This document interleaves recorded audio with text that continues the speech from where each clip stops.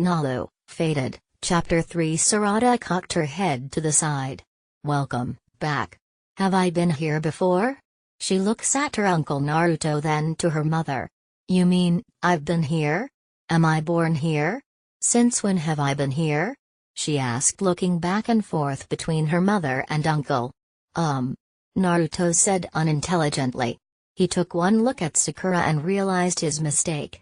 He nervously scratched the back of his head while finding a suitable answer without revealing too much, but it turns out he didn't have to.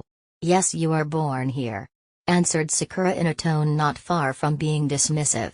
Sarada shut her mouth at that, feeling a little disappointed but understanding nonetheless. She knew the circumstances surrounding her birth and her father is still very much a mystery to her. She won't likely get an answer or two from her mother in the near future regarding her questions. Right. Naruto said with a little serious undertone. Sasuke looked at the exchange oddly. He for one is still in the dark concerning Sarada's birth and the circumstances that comes along with it, but he thinks it is better for him to question Sakura when they are, how would he word it?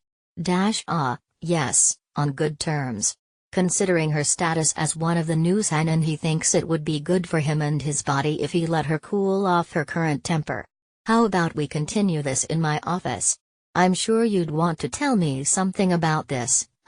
Sasuke was snapped out of his thoughts with Naruto's voice and the pointed look Sakura got from the blonde. Yes, I suppose I have a lot to tell.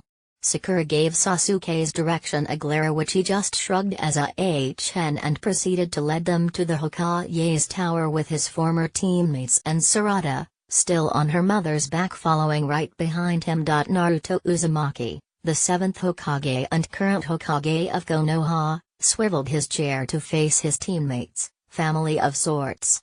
He wouldn't call it that though, no. Not in front of the apprentice of the Godime Hokage, at least if he still want to live through tomorrow, he wouldn't.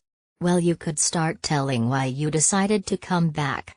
Since the last time I saw you swore never to be back in this village ever again. Because it gives you memories that only caused you pain. Oh, the irony. It is not much different from her mentor when she still has millions of debt and loses an almost equal amount to gambling. At least she hasn't taken gambling as a hobby.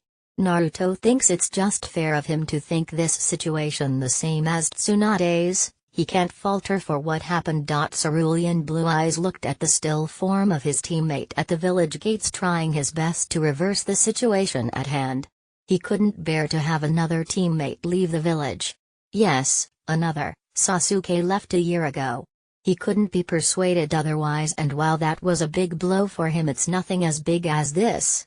Sakura, couldn't you think about this? A few more days and I'm sure you will be able to think if you really want to leave the village.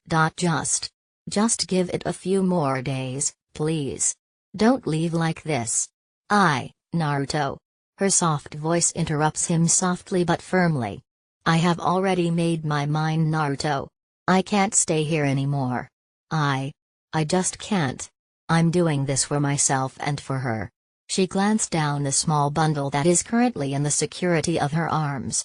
A small tuft of black hair moving by a gust of wind when the child moved closer to her mother's warmth. Sakura-chan, okay, alright, but Konoha's always gonna be here when you decide to come back. Sakura-chan, I will always be here for you, and Sarada-chan. I will always be here for the both of you. She smiled at him. A sincere smile. Thank you, Naruto. And she disappeared in the forest. Naruto went back to the present when Sakura started talking. Don't ask me. Ask them. Then she pointed her thumb to Sasuke and Sarada behind her. Naruto glanced behind her and smiled reassuringly at Sarada, who is looking with hesitation at her parents. So. He looked at Sasuke. He sighed and went forward to tell him what happened. Itachi sighed as he looked at the setting sun from his room's window. He could get the feeling of something good happening, though he just can't fathom what it is. Itachi shrugged his shoulders and sighed. He'll figure it out later. He had a long day, he surely deserve a break. Naruto crossed his arms and stared at the family. Well, not technically, but whatever. in front of him. He watched as Sakura sighed in defeat, but the glint in her eyes said otherwise. Fine. We'll stay for a few days, she said as if the words took a lot from her. Here it goes. Naruto grinned. Sasuke turned his head so fast Naruto thought he might have a whiplash. What the fuck, Sakura? Sasuke almost shouted. Language Uchiha.